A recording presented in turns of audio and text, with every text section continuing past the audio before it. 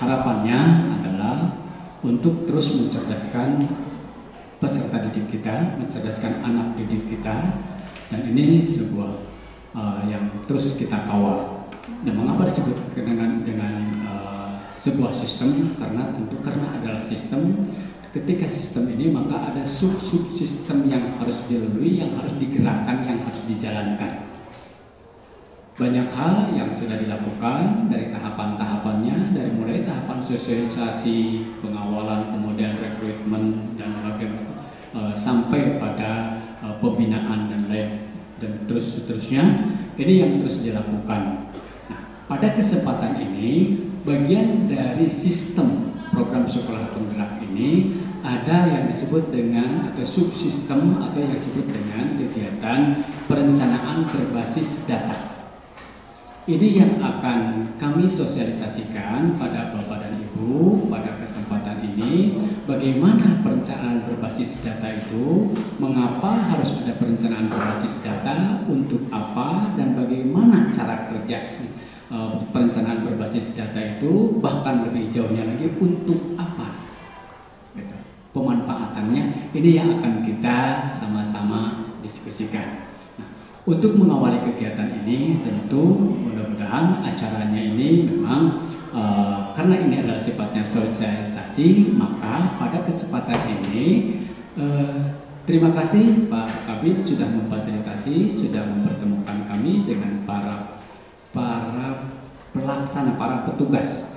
Kalau istilah Pak Kabid itu istilahnya di middle level, dalam artian ini memang bukan pada pelaksana langsung kegiatan sekolah penggerak. Artinya bukan kepala sekolah, bukan guru-guru sekolah penggerak. Tetapi ini yang dihadirkan di sini adalah para pengawas, para yang istilahnya yang lebih banyak akan lebih banyak mendampingi, lebih banyak mengawal jalannya pelaksanaan sekolah penggerak ini. Nah, jadi ini yang akan kita pahamkan bersama supaya kita harapannya Bapak dan Ibu akan menjadi kepanjangan tangan kami manakala di lembaga atau di satuan ada hal-hal yang perlu dipahamkan lebih lanjut. Nah, untuk mengawali kegiatan ini kami mohon Pak Kabid untuk memberikan arahan sekaligus membuka kegiatan ini secara resmi. Untuk itu kami persilakan.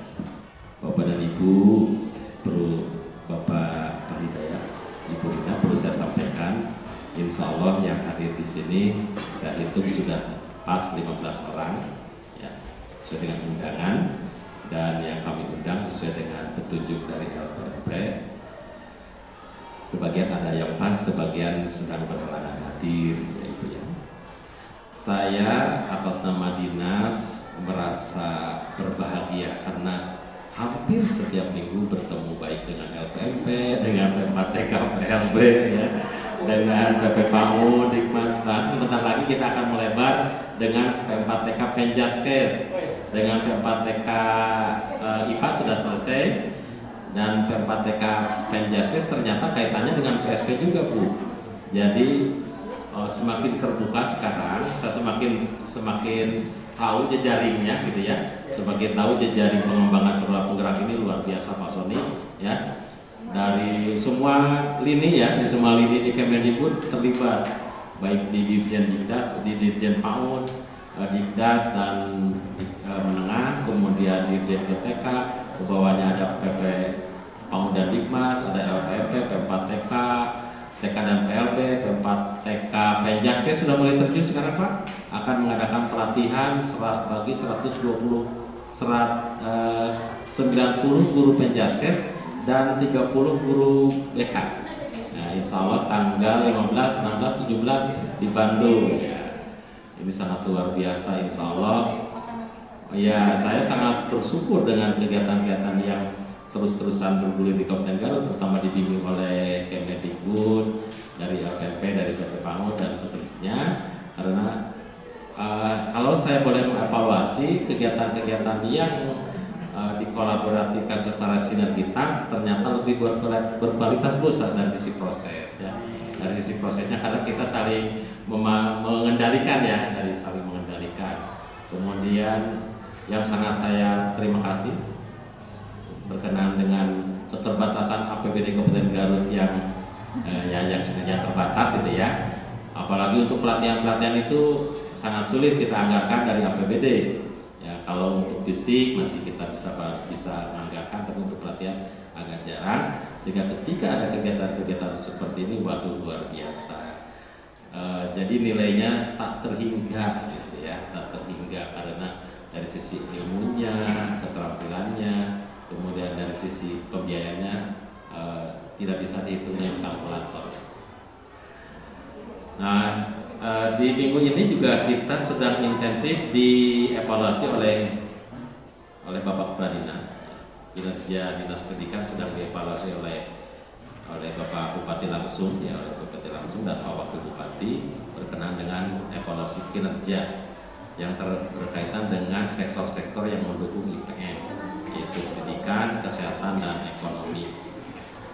Pak Bupati ada beberapa hal yang ditanyakan kepada Dinas Pendidikan, yaitu yang pertama adalah berkenaan dengan banyaknya kekosongan kepala sekolah baik di TK, di SD maupun di SMP.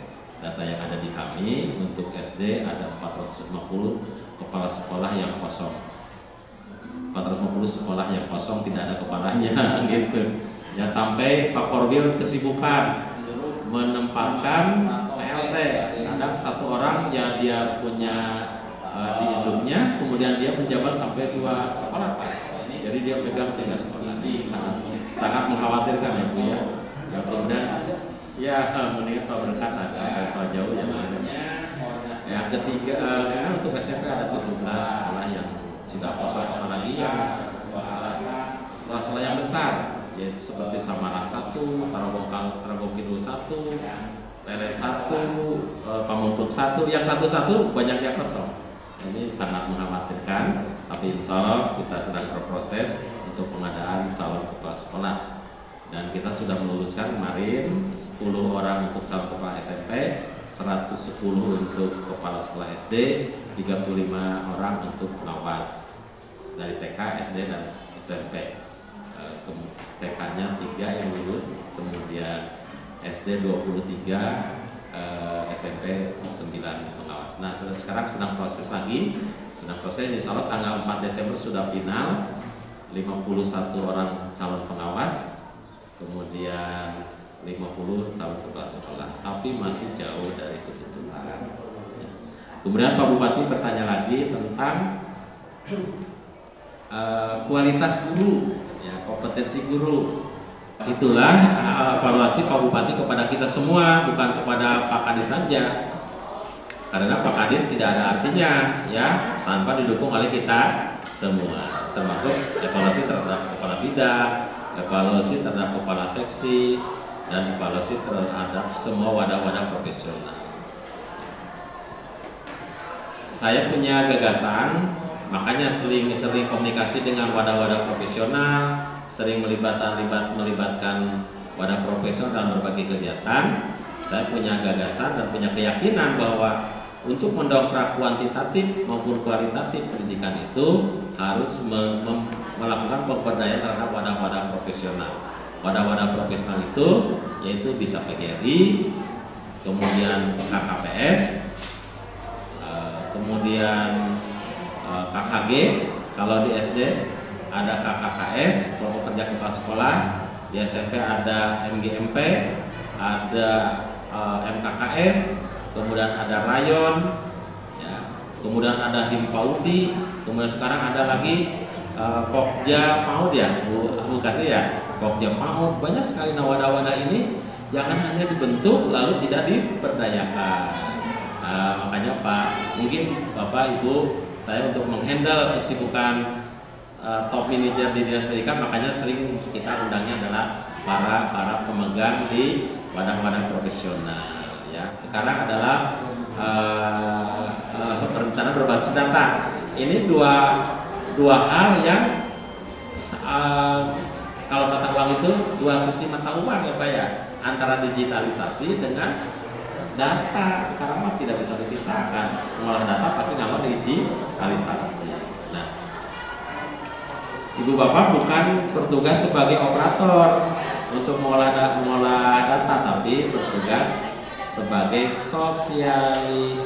sebagai apa ya, provokator kebaikan, sebagai sosialisasi, petugas sosialisasi, pendamping, pemotivasi, seperti itu ya. Terakhir Bapak dan Ibu, karena konteksnya temanya hari ini adalah berkaitan dengan data, perlu saya sampaikan evaluasi terhadap pengelolaan Dapodik. Ada beberapa kelebihan, tentu sudah Bapak Ibu ketahui bahwa Dapodik merupakan pintu utama dalam pelayanan sistem informasi pendidikan. Ini kalau beberapa tahun yang lalu kita mengenal penjaminan mutu pendidikan melalui Permendikbud 28/2016 Bapak Ibu, sistem penjaminan mutu internal untuk di sekolah gitu ya, dan sistem penjaminan mutu eksternal untuk di Pemda.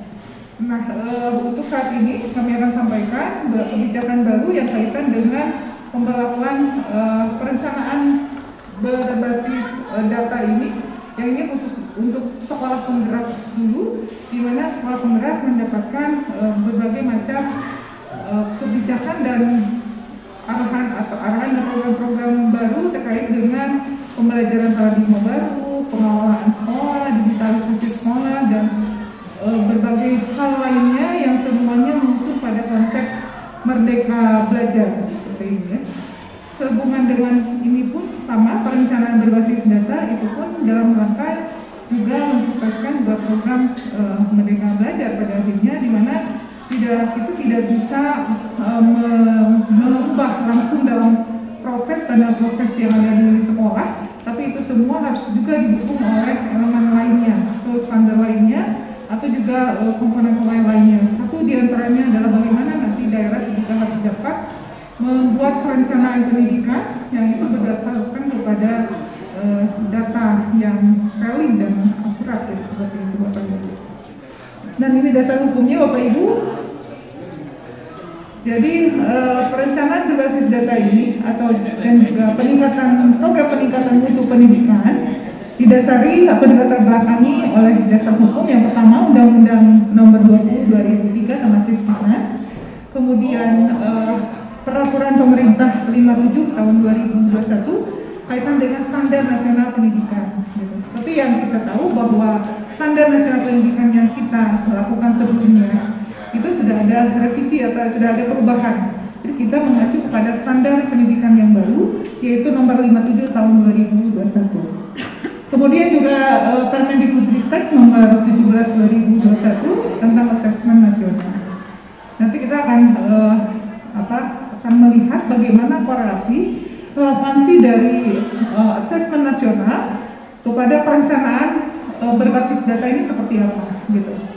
Karena sumber data yang akan nanti digunakan untuk perencanaan berbasis data di daerah ataupun di sekolah itu berdasarkan kepada hasil asesmen nasional yang sekarang sedang berlangsung di semua sekolah gitu ya. Mari kita lihat di mana relevansinya.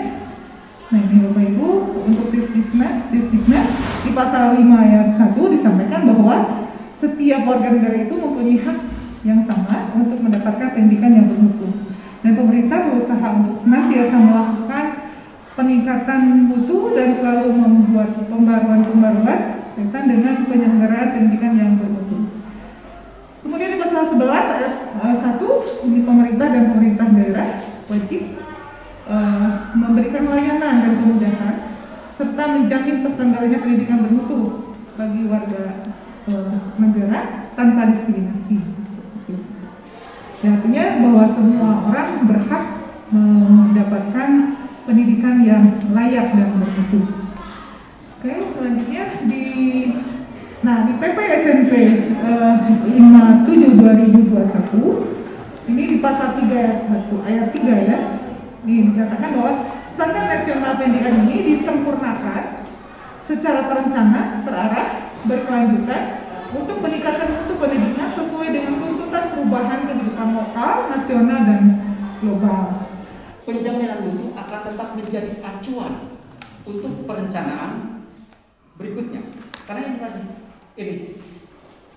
penjaminan mutu akan menjadi single source of trust menjadi satu sumber utama, bahkan bisa jadi menjadi satu-satunya sumber. Jadi tunggal, istilahnya sumbernya akan menjadi tunggal. Sebagai dasar analisis semuanya di situ, sebagai perencanaan ada di situ, dan tindak lanjut peningkatan kualitas pendidikan juga mengacu ke situ. Dan pemetaan mutu yang akan menjadi acuan utamanya, hasil pemetaan mutu. Misalnya nanti di SMP SMA ada ininya, tapi gue bingung kok gimana sih begini. Oh ternyata di Excel ada Pak, nanti tinggal kita masukkan ininya.